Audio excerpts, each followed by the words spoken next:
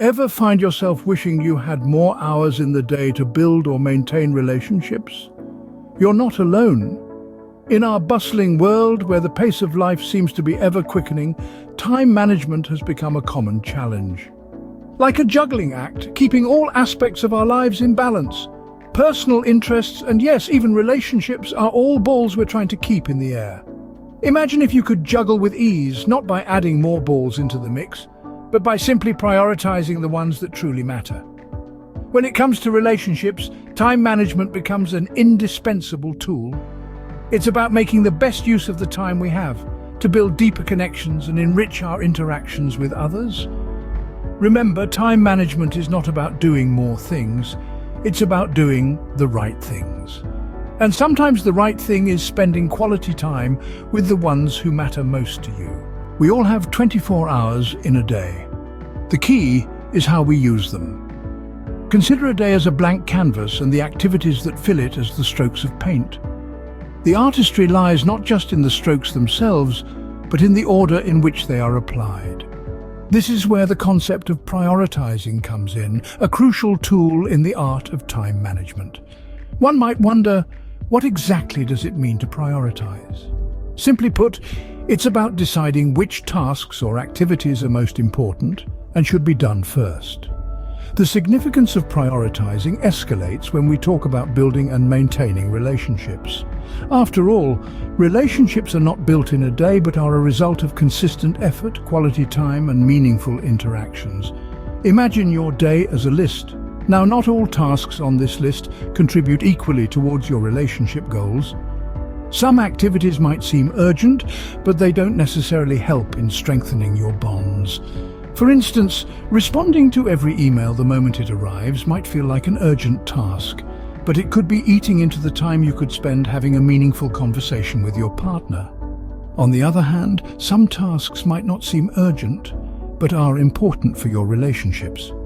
For example, planning a surprise date might not be urgent, but it's an important gesture that can significantly strengthen your bond. So, how do you identify what tasks are important? Start by reflecting on your relationship goals. What do you want to achieve? What makes you and your partner happy? Once you've figured this out, align your daily activities with these goals. Make a list of tasks and rank them in order of their contribution towards your relationship goals. In the end, it all boils down to making conscious decisions about where your time goes. It's about painting that perfect picture on your canvas, stroke by focusing on what truly matters.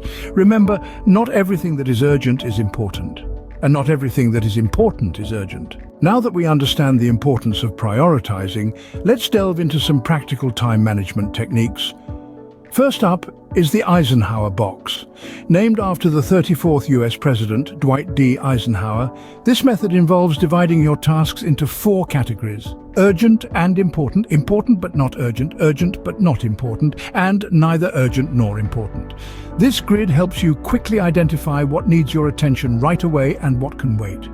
For instance, calling your mum on her birthday is both urgent and important, while checking your social media feed might fall into the neither category. By using this technique, you can focus on what truly matters and avoid distractions that may eat up your time. Next, we have time blocking. Imagine your day as a series of blocks. Each block can be an hour, half an hour, or even 15 minutes long. The idea is to assign tasks to these blocks.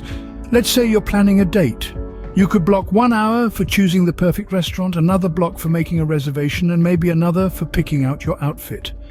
By doing this, you're ensuring that each task gets its dedicated time, and you're less likely to be overwhelmed by the enormity of it all.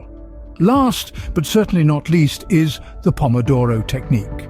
This Italian-named method involves breaking your tasks into 25-minute segments, called Pomodoros, followed by a 5-minute break. After every 4th Pomodoro, you take a longer break of 15 to 30 minutes. This method is especially effective because it respects your brain's natural attention span. So whether you're preparing for a job interview or brainstorming ideas for a surprise party, the Pomodoro technique can help you stay focused and efficient. Now, you might be wondering, what does this have to do with improving my relationships? Well, think about it. By managing your time effectively, you're not just becoming more productive, you're also freeing up time to spend with the people who matter to you. You're showing them that they're a priority in your life. And isn't that what good relationships are all about? Remember, these techniques are not rigid rules. They are tools that you can tailor to fit your lifestyle and needs. Maybe you prefer to use the Eisenhower box for your work tasks and time blocking for your personal life. Or maybe the Pomodoro technique works best for you across the board. The key is to experiment and find what works best for you. So give these techniques a try. You might be surprised at how much more time you can squeeze out of your day. And who knows, with all that extra time, you might just find the perfect balance between work, self-care, and of course, love. These techniques are not a one-size-fits-all. Find what works best for you and stick to it. When we talk about time management, we often forget one crucial component: self-care. It's easy to get wrapped up in the hustle and bustle of daily tasks, deadlines, and obligations. But have you ever stopped to think about the role of self-care in all of this? Yes, you heard it right, self-care. It's not just about bubble baths and spa days, although those can be part of it too. It's about taking care of your physical and mental health, which in turn helps you manage your time better. Remember this: when your body is well rested and nourished, you're more likely to perform tasks efficiently. You can think more clearly, make better decisions, and even work at a faster pace. That's why proper nutrition, regular exercise, and adequate sleep are not just good for your health, they're also good for your productivity. Keep in mind that it's not just about physical health. Mental health plays a significant role too. When you're stressed or anxious, your ability to focus dwindles. Your mind might wander, or you might spend too much time worrying instead of doing. This is where techniques like mindfulness, meditation, or even just taking a few minutes to breathe can make a world of difference. The state of your mental health can also impact your relationships. If you're constantly stressed or preoccupied, it can be difficult to connect with others. By taking care of your mental health, you're not just improving your time management skills, but also your ability to build and maintain meaningful relationships. It's easy to think of self-care as a luxury, something to be squeezed in when you have some spare time. But the truth is, it's a necessity. It's a vital part of time management that we often overlook. By prioritizing self-care, you're not just taking care of your body and mind, you're also setting yourself up for success in managing your time and building relationships. So, the next time you're planning your schedule, don't forget to include time for self-care. It's not a waste of time, it's an investment in yourself and your ability to manage your time effectively. Remember, you can't pour from an empty cup. Take care of yourself first. Managing your time effectively can seem like a daunting task, but it's not impossible. A simple truth, but a powerful one. We've journeyed through the landscape of time management, and we've seen how it can profoundly shape our relationships and our lives. We started by understanding the essence of time. It's a resource, a friend, and sometimes a foe. But most importantly, it's something we can control, not something that controls us. Prioritizing came next. We learned that not everything can be top of the list, and that's okay. It's about choosing what's important, what's urgent, and what can wait. It's about recognizing that some things, some people deserve more of our time and attention. Then we delved into practical time management techniques. We discovered that it's not about cramming more into our day, but rather making our day work for us. Techniques like the Pomodoro technique, time blocking, and the Eisenhower box aren't just fancy terms. They're tools, weapons even in our battle against time wastage. Finally, let's not forget self-care. Our time is precious, yes, but so is our well-being.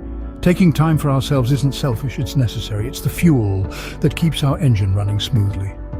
Without self-care, our time management efforts would be fruitless. So, here we are at the end of our journey, but it's really just the beginning.